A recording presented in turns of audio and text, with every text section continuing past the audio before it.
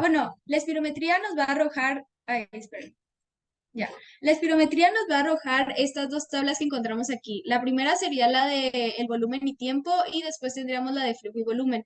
En la de arriba encontraríamos el volumen que va a estar medido sobre el eje de las Y y el tiempo sobre el eje de las X. Vemos que al inicio, no sé si ven mi mouse, va a describir se le describía como un ascenso como muy marcado en el primer segundo, que sería de hecho uno de los valores que vamos a estudiar, y después empezaría a describir una meseta que seguiría avanzando a lo largo del tiempo. Y algo muy similar pasaría en la tabla de abajo, bueno, en la gráfica de abajo, que sería, ah, esperen, salió un anuncio del antivirus de mi computadora, aguanten, déjenlo quito. Ya. Bueno, entonces tendríamos también la gráfica de flujo y volumen. También al inicio describiríamos un ascenso vertical muy marcado en el eje de las Y que corresponde al flujo, mientras vemos que este eventualmente va disminuyendo al mismo tiempo que sigue avanzando sobre el eje de las Y que sería el volumen. Esto que tenemos aquí son las cifras normales de los valores espirométricos. ¿Por qué está en porcentajes? Es como se maneja usualmente, ya que pues distintas asociaciones han hecho pues distintas pruebas donde han tomado a sujetos sanos como referencia y pues establecieron ciertos niveles basales, por así decirlo, que debería cumplir la persona sana promedio. Como les dije antes, hay muchos valores que nos va a arrojar la espirometría, pero estos son los tres principales que deberíamos de conocer, al menos para el nivel en el que estamos, ¿no? Primero tendríamos el cociente del volumen inspiratorio máximo en un segundo sobre la capacidad vital forzada. Usualmente lo normal es que vaya del 70 al 85%. Después tenemos el cociente, bueno, digo, el volumen de expiratorio máximo en un segundo, que sería del 80 al 120%. Y por último, la capacidad vital forzada, que también va del 80 al 120. Primero, a ver, esperen, ya. Primero les traigo este caso, bueno, es un ejemplo que venía en el manual que nos pasó el doctor. Este serían, pues, valores normales o un patrón normal.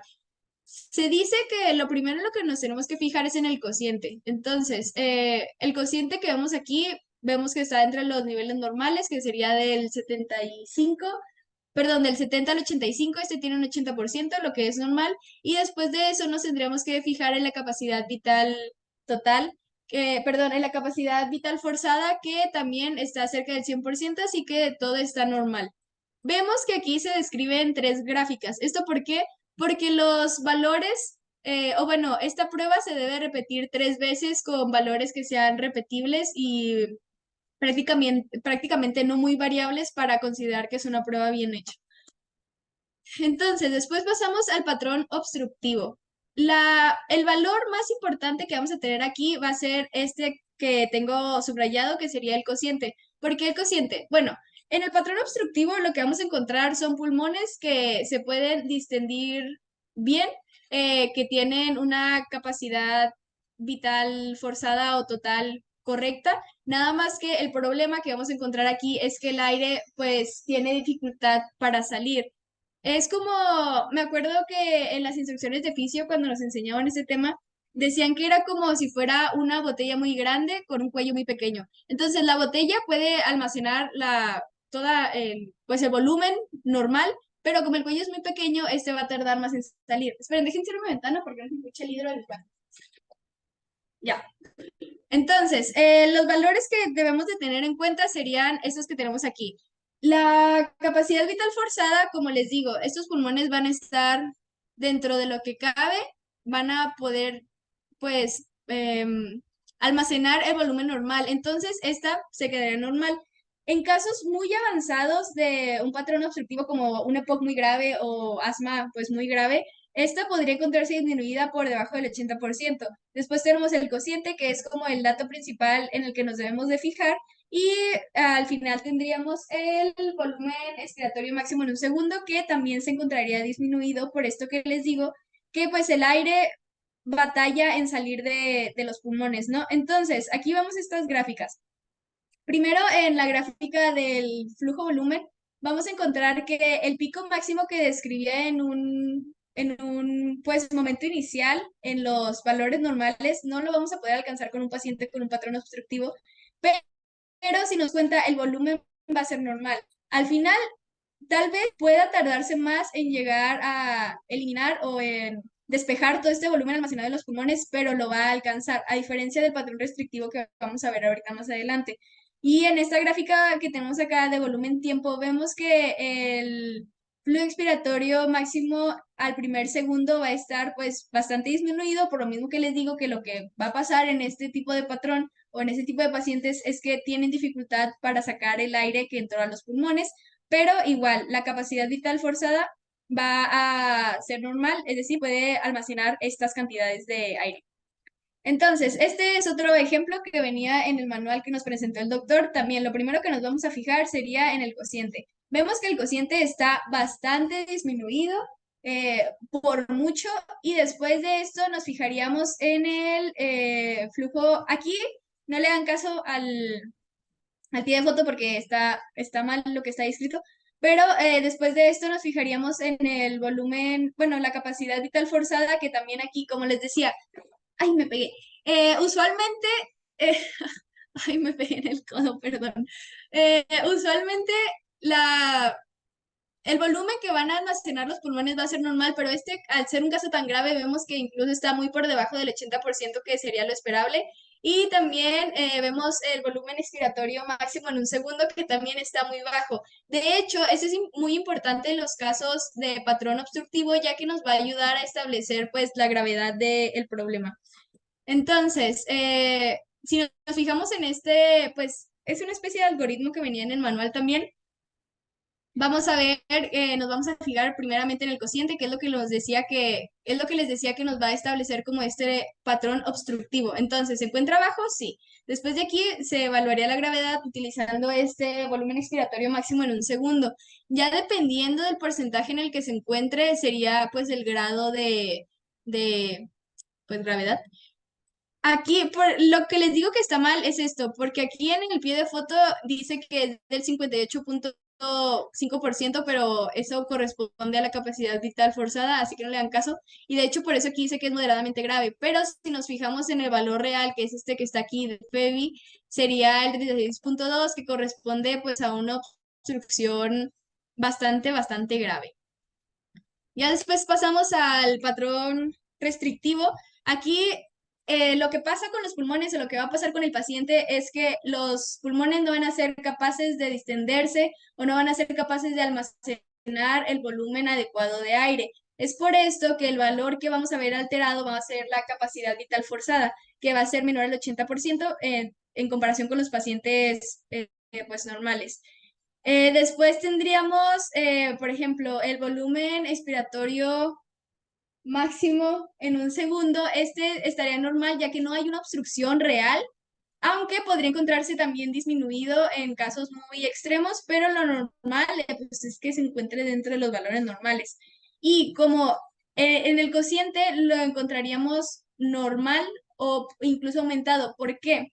Porque si el FEBI lo tenemos normal y lo vamos a dividir entre una capacidad vital forzada que está disminuido, esto nos podría arrojar valores por arriba de lo normal o no se encontraría una gran como variación. Entonces, ¿qué vamos a encontrar en las gráficas? Vemos que el esfuerzo inicial que va a tener el paciente no es muy diferente de un paciente que tiene un patrón normal, pero aquí es donde encontramos las diferencias. Si se dan cuenta, si retrocedemos a la tabla, bueno, se quedan, acá tengo, aquí, si pueden ver aquí en el patrón obstructivo, el paciente a fin de cuentas va a alcanzar el volumen, va a alcanzar el volumen de un paciente normal porque solo tiene dificultad en sacar el aire, pero a diferencia del patrón restrictivo, lo que vamos a encontrar es que no tiene esa capacidad para pues almacenar todo ese volumen y sería lo que encontraríamos principalmente disminuido. Aquí tenemos un ejemplo otra vez que venía en el manual del doctor. Lo primero que nos fijaríamos sería en el cociente. Aquí vemos que el cociente, como les decía, se puede encontrar normal, de hecho, pero ya si nos vamos a la capacidad vital forzada, vemos que está debajo de los límites normales, que el límite normal sería pues un 80%, que esto es lo que nos determinaría la restricción. Después tenemos el patrón mixto. Aquí el patrón mixto prácticamente se presenta en pacientes que ya tienen cuadros muy avanzados de alguna enfermedad, pues pulmonar, por ejemplo, casos muy avanzados de POC, donde el enfisema pues ya está grave y también se presenta con bronquitis. Y aquí lo que encontraríamos serían los valores, pues prácticamente sumados, o bueno, no sumados, sino mezclados. Aquí vemos que la capacidad vital forzada sería de menos del 80%. El FEBI, que esto sería lo clásico del patrón restrictivo. Aquí tendríamos el FEBI por debajo del 80%, que esto también es clásico de un patrón obstructivo. Y pues si están disminuidas estas dos, el cociente podría estar normal, podría estar aumentado, podría estar disminuido, y esto es lo que lo hace mixto, que va a tener componentes de ambos tipos de patrones. Esta es una tabla resumen que ahí espero que les sirva, y el cuadrante que les estaba explicando la clase pasada. em, y pues sí.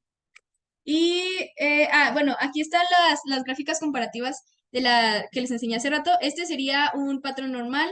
Después tendremos el patrón obstructivo, que les digo, lo que se va a ver afectado principalmente va a ser el flujo inicial, pero va a terminar almacenando la misma cantidad de aire, a diferencia del restrictivo, que pues el volumen no, el volumen va a estar muy disminuido. Y hablando de la gráfica de volumen-tiempo, esta línea de aquí verde marcaría lo que es un patrón normal. El patrón obstructivo sería esta línea azul de aquí, que vemos que aunque va subiendo lentamente, termina o podría terminar alcanzando el volumen normal o la capacidad vital forzada normal, a diferencia de esta línea punteada roja de aquí, que corresponde al restrictivo, que sí tiene este ascenso marcado al inicio, pero no va a alcanzar la capacidad vital forzada. Este es un tipo de algoritmo que venía en uno de los artículos que leí, así que pues espero que les sirva. Eh, es para saber primero cuándo indicar la espirometría y después cómo analizar los resultados. Primero, ¿hay sospecha clínica de el paciente que tenga alguna enfermedad respiratoria? Pues sí. Después ya se ordena la espirometría, tendríamos que obtener las tres curvas válidas que sean repetibles y que no sean pues muy variables, las dos curvas reproducibles, y ya a partir de aquí nos vamos al cociente, que es lo que les decía que es lo primero en lo que nos tenemos que fijar. Si el cociente se encuentra por arriba de lo normal, esto indica que no hay una obstrucción. Después de aquí nos vamos a la capacidad vital forzada. Si se encuentra arriba de los 80, que sea lo normal, pues estamos ante un patrón normal. Si encontramos que hay una disminución en este volumen, pues eso nos indica que hay un patrón restrictivo. Después, regresándonos a este punto de acá, si vemos que hay un cociente por debajo del 70% de lo normal, esto nos indica que se trata de un patrón típicamente obstructivo. Nos vamos a la capacidad vital forzada, que si se encuentra normal, que pues es lo típico encontrar un patrón obstructivo, pues sería patrón obstructivo, pero si encontramos que hay una disminución del volumen que pueden almacenar los pulmones, esto nos indicaría el patrón mixto, ya que sería lo clásico de este patrón de aquí del restrictivo más lo clásico del patrón obstructivo. Y este es otro algoritmo. Nada más que aquí se le van a sumar otros estudios, que de hecho uno sí lo vamos a tocar, que sería la pletismografía. Entonces, igual, esto corresponde a la espirometría. Si tenemos un cociente por debajo, esto quiere decir por debajo del límite inferior normal. Sí, por debajo del límite inferior normal. Si tenemos un paciente que tiene un cociente debajo de lo normal, de aquí después nos iríamos a la capacidad vital forzada. Si está baja, nos iríamos al TLC, que TLC quiere decir capacidad pulmonar total, que este se va a estudiar con la pletismografía. Y bueno, creo que esto sería mejor explicarlo después de la pletismografía, porque pues tiene varias cosas de ahí, como no lo hemos visto, creo que va a estar un poco confuso, pero así que me lo vas a saltar. Eh, ya por último tenemos la prueba del broncodilatador. Esta nos va a ayudar a distinguir el asma del EPOC.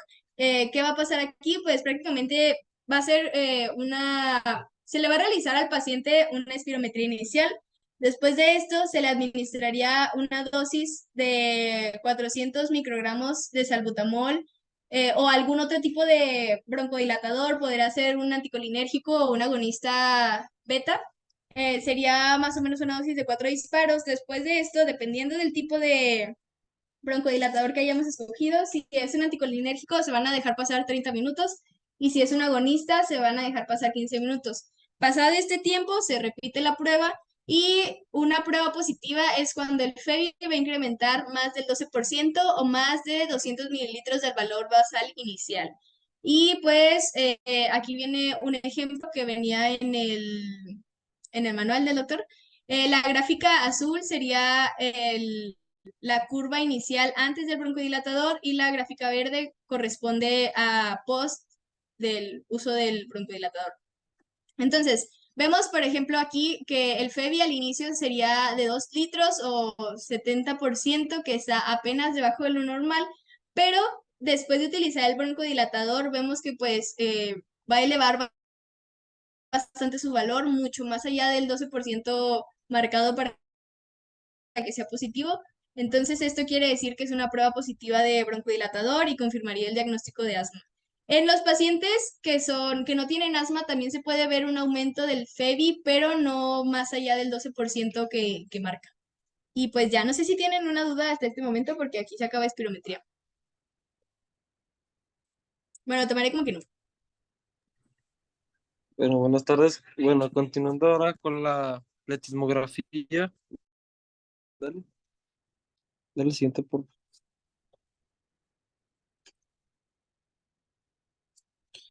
Bueno, primero vamos a empezar definiendo primero qué es la pletismografía.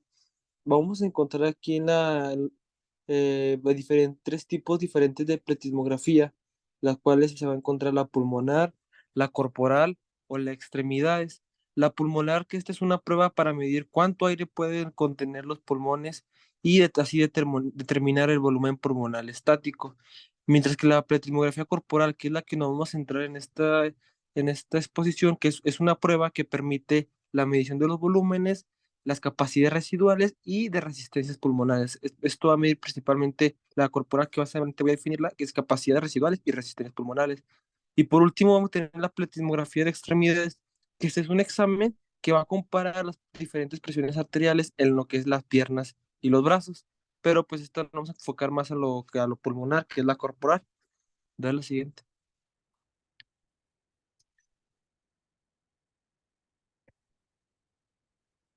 Dale. Ah, te pasaste una. Ahí está. Bueno, continuando con hablando de la pletismografía corporal, pues bueno, vamos a definir lo que es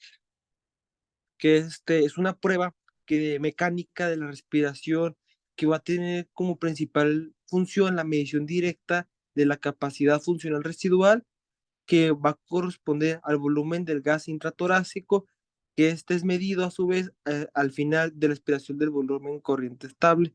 Entonces, la capacidad funcional residual es el volumen de aire que queda en el pulmón al final de una expiración tranquila. Y también adicionalmente se va a relacionar una medición de la capacidad vital lenta, que aquí puse al lado derecho las diferentes abreviaciones del volumen corriente y la definición que el volumen corriente, como ya lo definió mi compañerina al principio, pues es el volumen de aire expirado en una respiración tranquila. También va a medir el volumen de reserva expiratorio, que es un aire, es el volumen máximo de aire que está expirado en reposo después del final de una expiración. También va a medir el volumen residual, que es ese volumen que queda ese aire que queda en los pulmones. También va a medir lo que es el volumen de reserva inspiratorio y las capacidades, que es entre las cuales tenemos la capacidad expiratoria, la capacidad vital expiratoria, la capacidad vital inspiratoria y el volumen de gas intratorácico y la capacidad pulmonar total, que esta va a medir principalmente lo que es la capacidad funcional residual, así como la resistencia específica de las vías aéreas.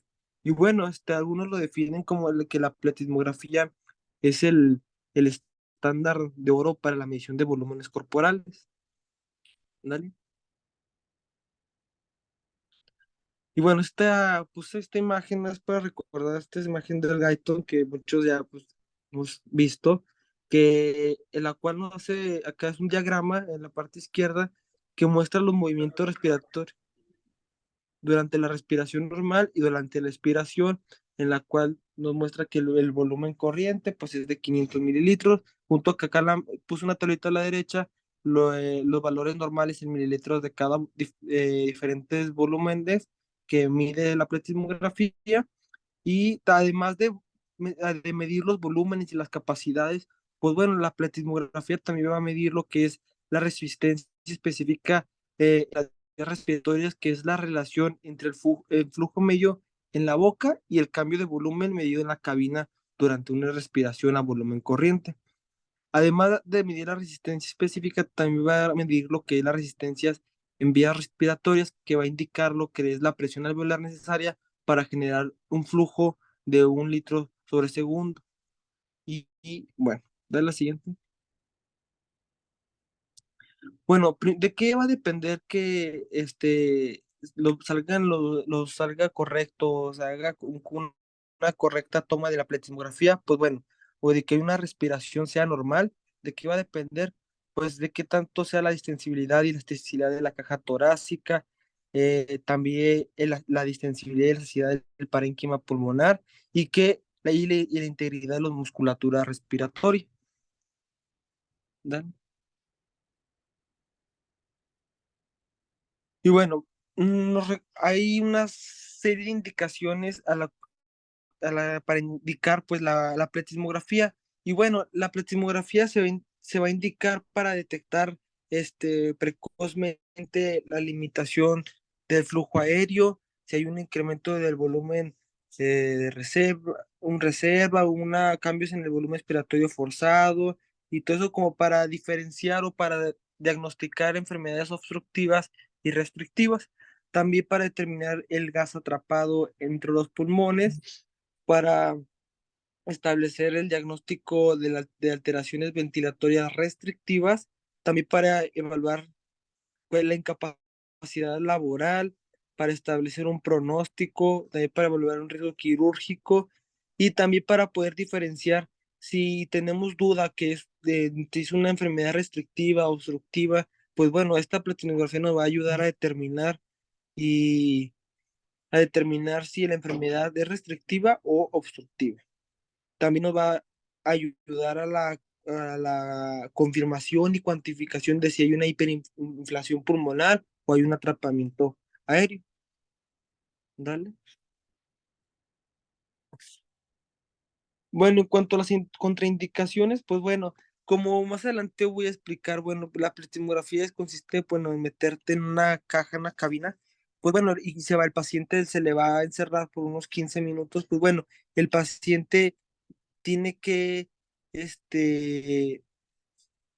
no tenga alguna claustrofobia, que no tenga, no tenga algún paciente, no permita que tenga alguna condición en la cual no pueda entrar a la cabina.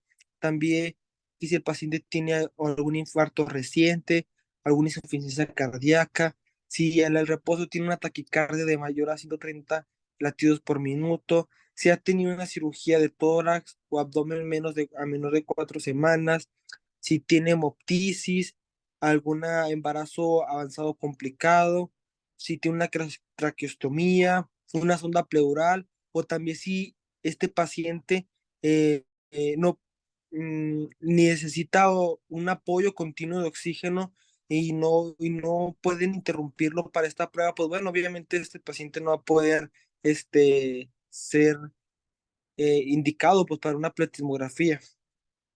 Darle al siguiente. Bueno, en cuanto a las recomendaciones previas, pues bueno, tenemos diferentes recomendaciones, como es evitar el tabaquismo 2 horas antes. Otras bibliografías lo recomiendan hasta 24 horas antes de la, de la prueba. Evitar también el uso de prendas que restrinjan el tórax, que no hagan que se amplíe correctamente el tórax, como chalecos, corceles o ropa muy apretada. Mantener pues que su medicación base. Esta prueba pues no requiere que el paciente se vaya en ayunas, pero sin embargo que el alimento previo antes de realizarse esta prueba, pues bueno, que es una alimentación ligera 4 horas antes, abstenerse de bebidas estimulantes como el café, el té, el refresco. También se debe evitar el ejercicio intenso antes de la prueba. Unos dicen que 30 minutos, otros dicen 2 horas, pues bueno, solo pues para que el paciente no llegue agitado y no pueda haber alteraciones durante la prueba. También es recomendable aplicar pues, un cuestionario breve sobre si el tabaquismo, la exposición a humos y la historia, su historia clínica. Dale.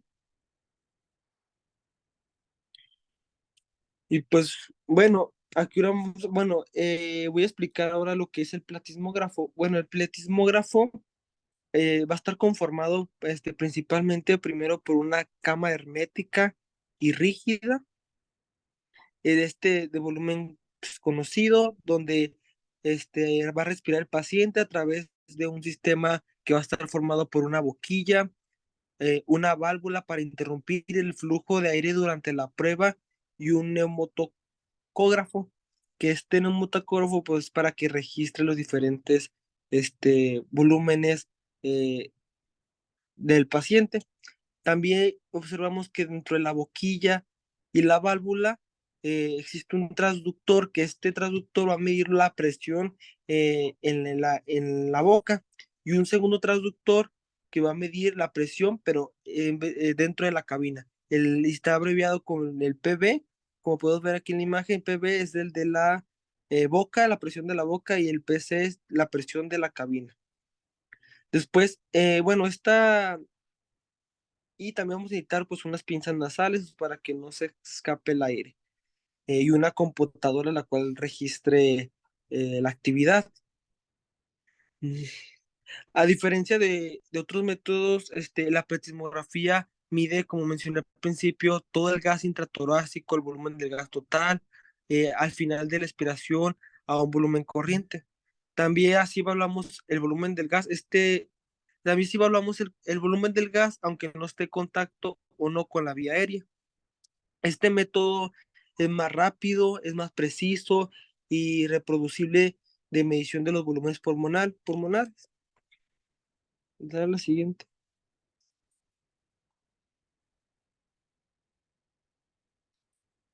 Dale la siguiente.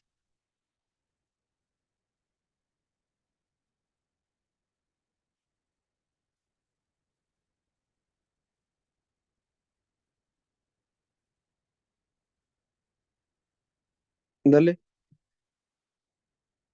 Ah, tenemos. Ah, no, nos trabó. No, regresa.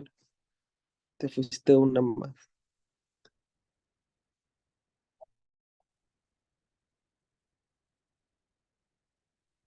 Pero es que tenemos dificultad.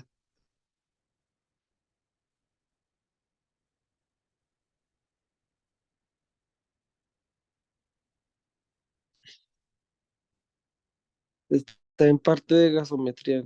Regrésale unos 3 diapos.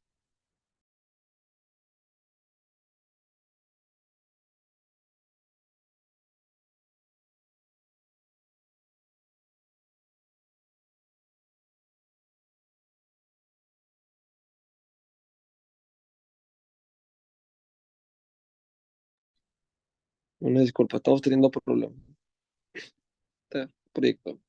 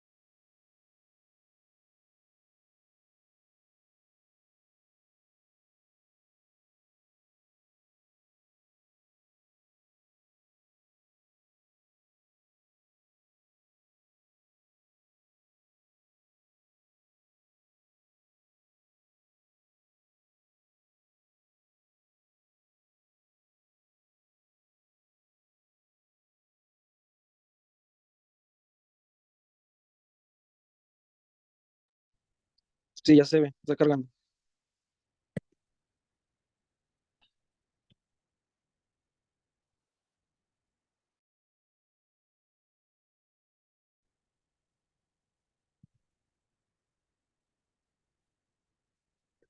No, el plastimógrafo, procedimiento. ¿Aún atrás?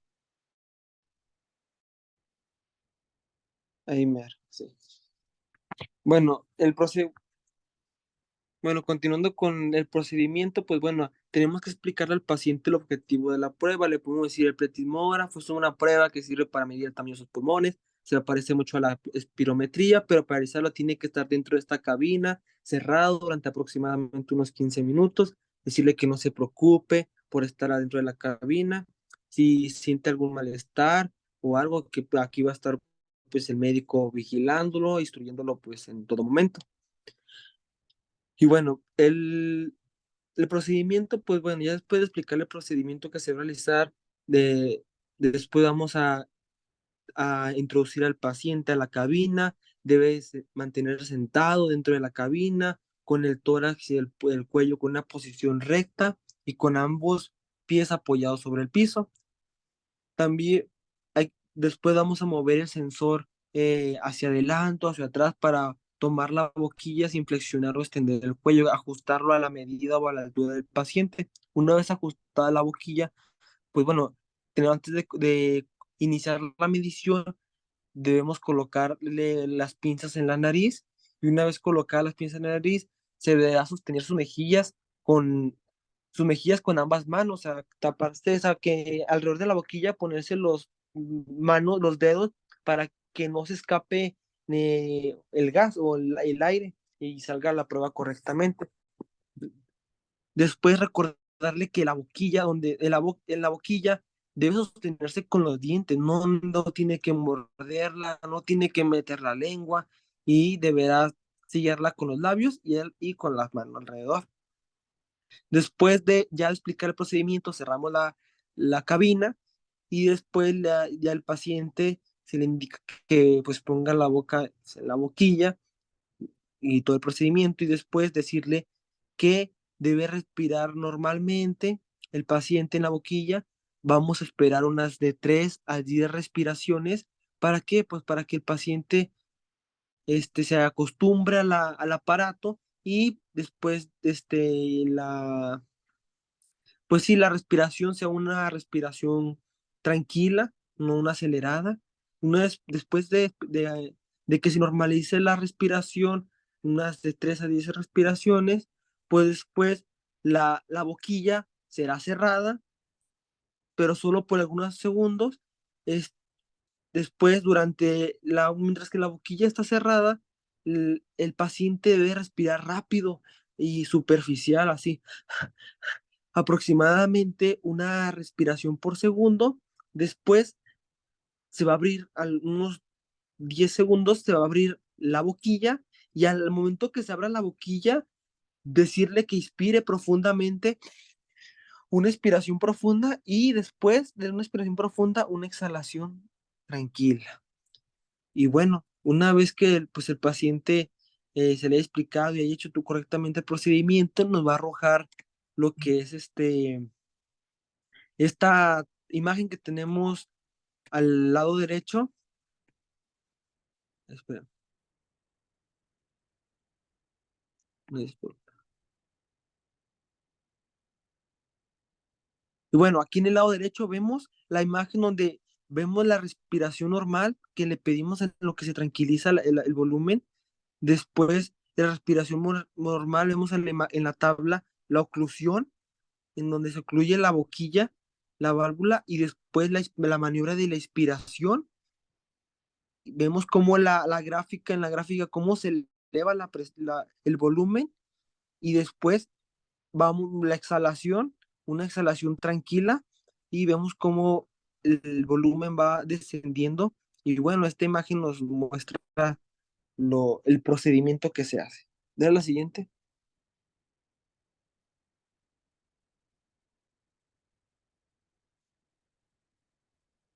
Bueno, después de tomar lo que es hacer todo este procedimiento de que el paciente se introduce a la cabina, de que el procedimiento se haya hecho todo correctamente, pues bueno, también nos va a arrojar lo que también este, vemos aquí en la figura uno, vamos a tener la información de suficiente, o sea, vamos a recabar información del paciente como el nombre, su fecha de nacimiento, la edad, sus datos personales. Después, seguido a esto, tenemos en la parte de abajo una tabla donde vamos a registrar los diferentes volúmenes en litros de, de lo que nos arrojó la prueba. Mm, También tenemos que poner los orígenes de los valores de referencia, que son los predichos, que estos valores predichos o de referencia varían de acuerdo a los individuos y estos valores se obtienen a partir de individuos que son sanos, no fumadores y se van a ajustar estos valores al sexo, a la edad, al talla y al peso y el origen étnico. Después vemos aquí en la parte inferior, en la figura 3, un informe de la pletismografía. Vemos cómo las diferentes respiraciones, vemos que no hay una variabilidad entre los diferentes, hay varias líneas de colores, que estas son las diferentes respiraciones que se hizo el paciente y vemos que no hay una gran variación, sino todos están así un volumen corriente, todos están simétricos, no hay una variación y esto nos indica pues de que la prueba fue correctamente tomada. Ya la siguiente,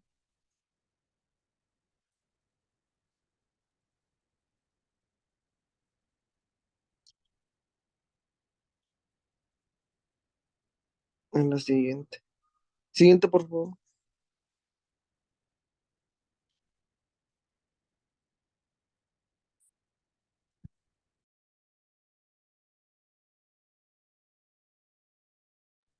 ¿Sí me escuchan?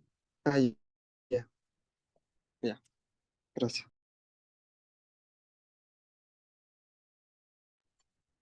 Bueno, ahora en cuanto a la interpretación, pues bueno, si la capacidad pulmonar total es de entre un 80, la capacidad pulmonar total, los valores normales debe ser entre un 80 y hasta un 120%. La capacidad funcional residual tiene que estar entre un porcentaje de entre el 65 y el 120%. Y el volumen residual tiene que estar entre el 65 y el 120%.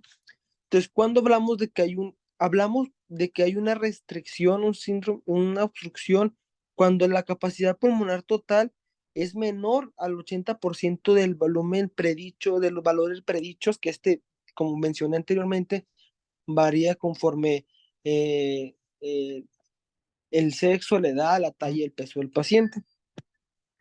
Y ahora hablamos de una hiperinsuflación cuando el volumen residual entre la capacidad pulmonar total es mayor al 120% del valor teórico, el valor de referencia.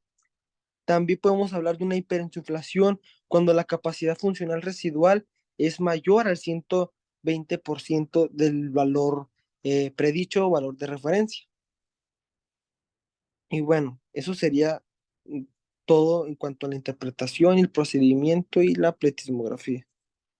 Ya lo siguiente.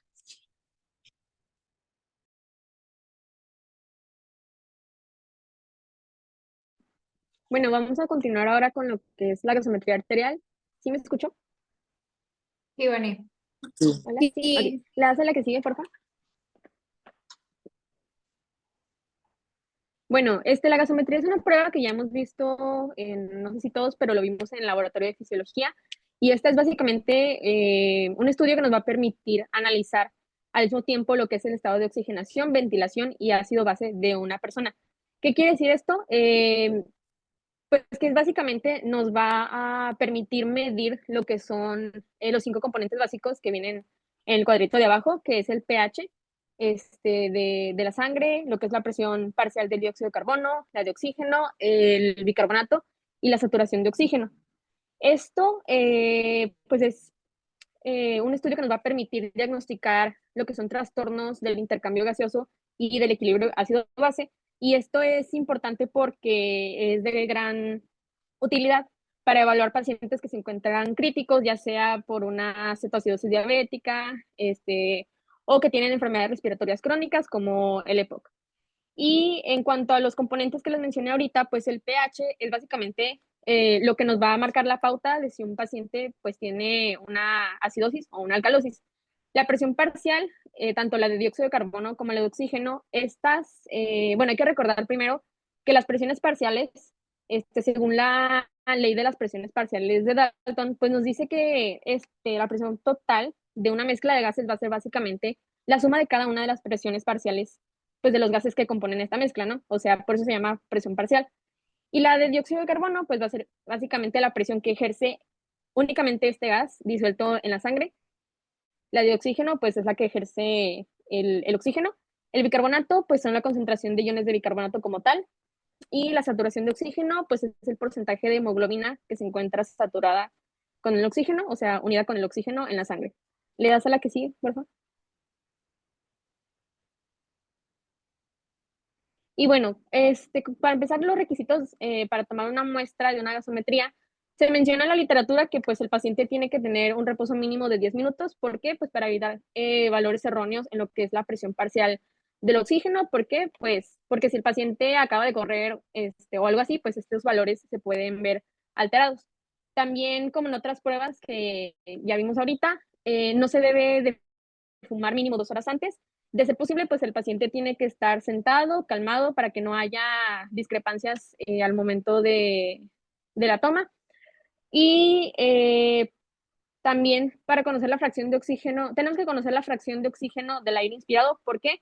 Porque, como sabemos, generalmente nosotros, pues cuando inspiramos el aire, esto es un 21% de oxígeno. O sea, el aire que inspiramos únicamente el 21% es oxígeno y hay ciertos pacientes tienen tratamiento con oxígeno hiperbárico y pues a esto se les está suministrando lo que es oxígeno al 100%. También pues se tiene que realizar la prueba a una temperatura ambiental. ¿Por qué? Pues porque se menciona que cambios de esta temperatura pueden alterar el grado de solubilidad del oxígeno en la sangre. ¿Le das a la que sigue, por favor? Y bueno, como contraindicaciones, que ahorita las vamos a ver a detalle, tenemos lo que es un test de Allen, ahí es positivo, se me fue. Cuando es positivo, que ahorita lo vamos a ver más adelante, quiere decir que pues un paciente se encuentra en riesgo de isquemia, entonces no se debe de realizar la prueba.